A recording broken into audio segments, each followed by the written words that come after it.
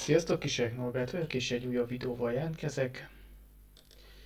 Itt igazából egy kis összefoglaló, hogy mire is jók ezek a kis videók, amiket én mm, föl szoktam tenni. Tehát elsősorban, hogy egy általános képet ö, adnak a jelenlegi gazdasági folyamatokkal, vagy gazdasági és politikai folyamatokkal.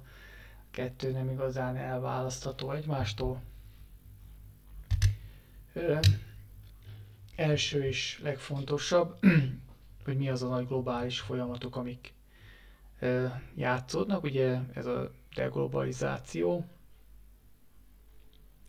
Ö, Nyilvánvaló Amerika megpróbálja megtartani a hatalmi státuszát, és akkor ezzel kapcsolatban próbálkozik bizonyos dolgokkal. Ö, Első és legfontosabb ugye a Donald Trump-al kapcsolatban, hogy pár évvel ezelőtt a első ciklus alatt ugye ő meghirdette, hogy a első Amerika, és szépen hazavonulnak a katonák, ott hagyják az arab országokat, stb. Stb. És hát gyakorlatilag azért ez most kiderült, hogy ez azért egy nagy baklövés volt,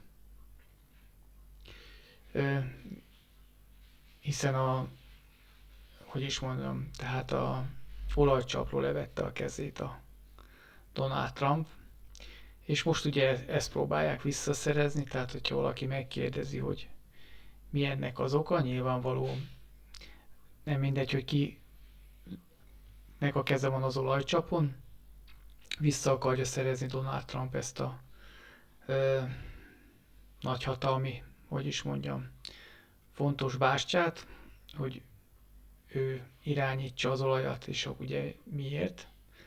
Tehát ez a másik fontos kérdés, mert mindig olyan különálló dolgokról, nekem úgy tűnik, hogy az egyes elemzők olyan különálló dolgokként kezelnek bizonyos dolgokat, amikor minden összefügg Amerikával kapcsolatban. Tehát mégis miért? Ugye itt elsősorban ugye Kína a fő ellenség, és Kínát kell tulajdonképpen Amerikának maga alá gyűrnie. Első próbálkozását K.O. történt, de hát nem Kína feküdt ki, hanem Amerika, amikor kiderült, hogy a ritka földfémek, ugye, ezt úgy benézték, a kínaiak kezébe van, és gyakorlatilag az ő kezük ezen a folytóponton vannak, hát körbenéztek az amerikaiak, hogy mit tudnak tenni, hát nyilvánvaló volt korábban, illetve még azért ott is ugye katonai bázisok stb. Még léteztek, stb. De meggyengült mindenféleképpen ez a halvajjal kapcsolatos ugye fennhatóságuk, ha így mondhatnám, és akkor ezt kell újra visszaszerezni, hiszen azért Kína hatalmas termelési kapacitással nyilvánvaló ott azért rengeteg energiára van szükség, azt is látjuk, hogy azért a fenntartható gazdaságot erőteljesen fejlesztik, illetve az olyan energiaforrásokra nagy hangsúlyt fektettek, ami ugye függetlené teszi őket más ugye határon kívül érkező energiaforrásokra, hát nincs rájuk akkora szükség, de gyakorlatilag természetesen ez még nem tartunk ott, úgyhogy ez miatt ez itt egy fontos pont, és úgy gondolta Trump, hogy akkor ebben megfoghatja Kínát, természetesen ő úgy gondolta a nagy valószínűséget, tehát egy kicsit ilyen, hogy is mondjam, egy optimistább volt, hogy az ott lévők látta az elégedetlenséget ugye az országon belül, tehát hatalommal szemben, hát akkor nem lesz más, egy kicsit megingatjuk a felsővezetést, vagy likvidáljuk, és gyorsan abban a pillanatban átveszi a hatalmat majd a ö, elégedetlen tömeg, hát természetesen ez nem így történt, hanem ugye a szélsőségesek azok erősen tartják magukat, innentől fogva, hát ha azt mondjuk, hogy mikor tudjuk azt mondani, hogy Donald Trump nyert, nyilván akkor, hogyha egy olyan vezetés tud a iráni kormány, tehát igen, tehát a Irán élére tenni olyan kormányt, ami Amerika barát, Nyilvánvaló ezek az elégedetlenek lettek volna, de hát ha ez nem történik meg, hát akkor most addig kell bombázni, még ez nem történik meg. Úgyhogy ez miatt, ha csak nem idő előtt beismerik hogy is mondják, a vereségüket, visszaoldalagnak, tehát nyilvánvaló akkor most egyelőre Kínával a kapcsolatban se tudtak előrelépni. Nem találtak rajtuk, vagy nincs fogás Kínán. Tehát ilyen értelemben is ilyen nagyhatalmi érdekek szempontjából baj van. Mindenki csak a szűk gazdaságra fókuszál, hogy hát a gazdasági okok miatt ez meg ez nem történhet meg, de hát van minden nagyhatalomnak vannak hosszú, sok-sok évre előre szóló, tehát ilyen, hogy is mondják, stratégiai tervük, illetve hogyha azt kell mondják, hogyha ők meg akarják tartani a hatalmukat, akkor nyilvánvaló rövid távon valamit be kell áldozni. Ahhoz, hogy hosszú távon megmaradhasson a domináns szerepe Amerikának, és itt ez a apróság, hogy bizony néha föl kell áldozni, és föl is áldoztak nagyhatalmak időről időre dolgokat, azért, hogy megtartsák hosszabb távon a hatalmukat, hiszen látják, hogy ez akár egy középtávon, hogyha nem történik semmi, akkor ez ugye az ő dominanciájuk hanyatlóba fölgyorsul, és ez még nagyobb problémákat okoz. Tehát ezt nem olyan egyszerű csak úgy elengedni, és arra gondolni, hogy akkor a Trump mindenféleképpen meghátrál, hiszen a probléma ott fog maradni. Illetve az a másik nagy probléma, hogy vannak ugye Trumpnak is különböző elgondolása, amit ő sorba ugye bevezetett, és ugye mindig volt, hogy hát meghátrál. Valóban történt mindig meghátrálás, de sose a null az érópontra talált vissza ugye a Donald Trump, tehát ugye vámok vannak. És így tovább. Kínával kapcsolatos kakaskodás van továbbra is, van. Nyilvánvaló, hogy egy kicsit most fékezett habzás, nem közvetlenül Kínát támadja például, hanem nyilván az egyéb fájó pontokat, a híles sarkot. Úgyhogy így mehetünk tovább, úgyhogy elég rossz fest ki, illetve azért ezek mint a hagyma egymásra épülnek itt a különböző dolgok, hiszen, mint már korábban mondtam, hogy Trump megemelte a vámokat, nem tűnt el. Vannak vámok, magasabb szintek jóval, mint korábban. Nyilvánvaló azért ezek egy fekete dobozba érkeznek, és bizonyos hatások elnyelődnek a gazdaságba, ha más nem időlegesen, hiszen mindenki kihirdette a vámokat, történt másnap egy nagy erőteljes tőzsdei korrekció, és utána jött a megnyugvás, nem is történt semmi. Nyilvánvaló a cégek is hárítottak, vagy próbálták tompítani az infláció, vagy az áremelést, hiszen ők egy versenykörnyezetben vannak, korlátlanul elég nehéz átterhelni a költségeket rövid távon.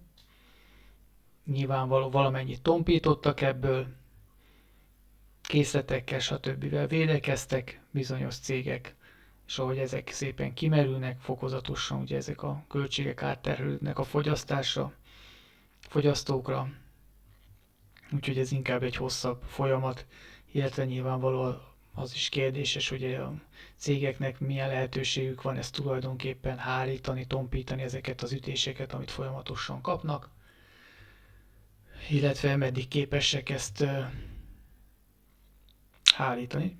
Ugye a olaj is emelkedett, tehát ugye a szállítási költségek drasztikusan megnőttek, alapanyag, vagy mint alapanyag nyilván kőolaj, illetve egyéb ilyen termékek szintén áremelkedésen mentek keresztül.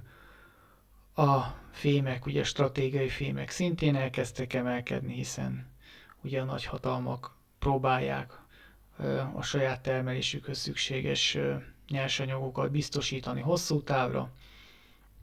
Ugye ezek egy szépen lassan egymásra rakódó tételek, amik nyilvánvaló előbb-utóbb valami hatást ki fognak váltani a gazdaságban. Egyelőre nagyon fékezett habzású, amit ugye a tőzsdéken látunk, remélkednek valami jobba, vagy hogy majd a jegybankok nem tudom újra ontják a pénzt, elkezdik nyomtatni, valamiben biztos reménykednek, mert régen is ez volt, hogy jött egy rossz hír, akkor hát ez nem is olyan rossz hír, mert majd a jegybankok valamit éppen csinálnak. Nyilvánvaló ez is elképzelhető, hogyha egy nagyon negatív forgatókönyv kezd megvalósulni, akkor ugye lépnek a jegybankok is, próbáljának lazítani. Egyrésztről egy erőteljes beesés, gazdasági visszaesés, a második sorba meg ugye, hogy igen, tehát hogy milyen fokú lesz, vagy hogy fognak beavatkozni, hiszen az amerikai jegybank is nagyon sokat finomított a saját monetáris politikáján, tehát nem biztos, hogy egy furkósbottal megy neki a piacnak, hanem csak bizonyos területeken próbálja meg a működő képességet fenntartani, ami ugye egészében nem biztos, hogy a gazdaság ott fogja segíteni, tehát ilyen mondjuk egy erőteljes inflációs hatás mellett. De hát ez is ugye még a jövő kérdés, úgyhogy ez miatt is azért tágra nyílt szemekkel érdemes figyelni a piacokat. Jó, a másik itt van mesterséges intelligencia, hát ez se biztos, hogy egy pozitív történet, tehát itt ugye két dolog van, egyrészt ugye tudjuk, hogy hatalmas pénzeket költenek infrastruktúrára, nyilván ez nagyon drága, én azt mondom, biztos meg fog térülni, az egy másik kérdés, hogy egy ilyen erőteljes eszköz beruházás, vagyis ráadásul nem csak egy egyszeri eszközberuházást igénylő új, hát mondjuk új ágipar, nem is iparág, ez már létezik, de hát egy új ág keletkezett, ugye mesterséges intelligencia, úgyhogy hatalmas tőkeigénye lesz hosszú távon is, viszont nem biztos, hogy akkor pont ez miatt akkor a nyereségekkel fognak dolgozni, mint korábban a sima szoftver cégek, úgyhogy egy csökkenő profittal állhatunk esetleg szembe, a másik rész pedig ugye a munkaerőpiacon való kiszorító hatás. Ugye ez is egy ciklus vagy egy hosszabb folyamat, hiszen nem azonnal szokták ezek kiszorítani ugye mondjuk ebben az esetben a munkaerőt, hiszen van egy alapstruktúra, meg van egy mesterséges intelligencia által meghatározott struktúra, tehát és akkor kettő közül, amíg az egyik átalakul a másikba, az egy hosszú folyamat. Reméljük, hogy elég hosszú. Ne legyen tömeges munkanélküliség, de nyilvánvalóan elindul a folyamat, és itt gyakorlatilag az emberek fognak kihullani egy út közben. Hiszen ennek a mesterséges intelligenciának a fekete oldal, hogy gyakorlatilag pont az emberi elmét képes helyettesíteni, amit azt mondták, hogy eszközök meg stb. De az emberi elmét nem. Tehát hiszen tudjuk, hogy már gyakorlatilag saját magukat programozzák a mesterséges intelligencia. Tehát ennél beszédesebb valami, hogy gyakorlatilag egy dolog már saját magát fejleszti, illetve közben nő a robotika is, hiszen látjuk, hogy milyen mozgásokra, milyen motorikus mozgásokra képesek a robotok, karatéznak, ilyen kendőtáncot lejtenek Kínába, tehát egy ilyen díszkendőt pörgetnek a kis ujjukon, és akkor úgy föld dobják, akkor amikor visszaesik, akkor elkapják és pörgetik tovább, tehát ez olyan szintű mozgáskoordináció ott igényel, ami gyakorlatilag, ha még most van benne valami bizonytalanság is, idézőjelben mondva, a gyermekbetegség, ez hihetetlen gyorsan meg fog változni, le fog tisztulni, tökéletesedni fog, és innentől fogva az emberi test is, illetve agy is, hogy is mondjam, lecserélhető lesz.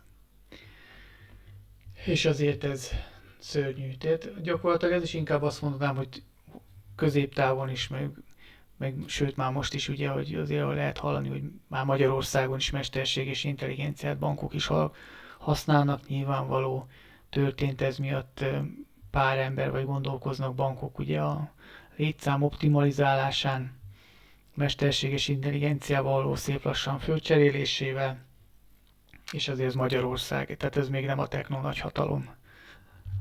Úgyhogy sajnos én azt látom, hogy itt folyamatosan olyan rétegek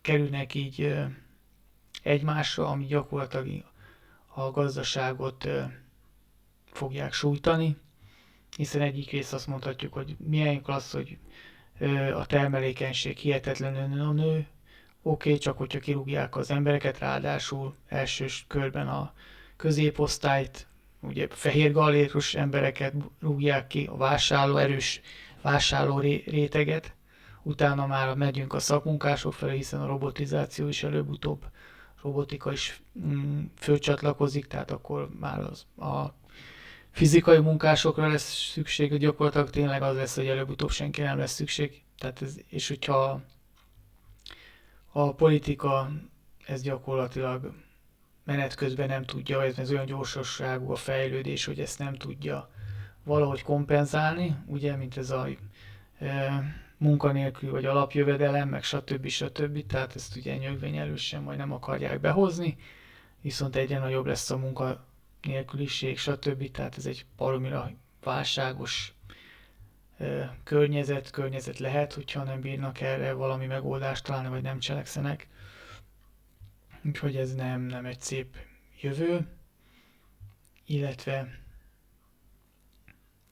így tovább, tehát így lehet ezeket az általam kis videókat ugye használni, hiszen egy-egy témát dolgoz föl, nyilván a nagy képet, illetve azt azért az embernek kell egy kicsit összetenni a fejében. Úgyhogy csak ezt szerettem volna így egy kicsit megvilágítani. Sziasztok!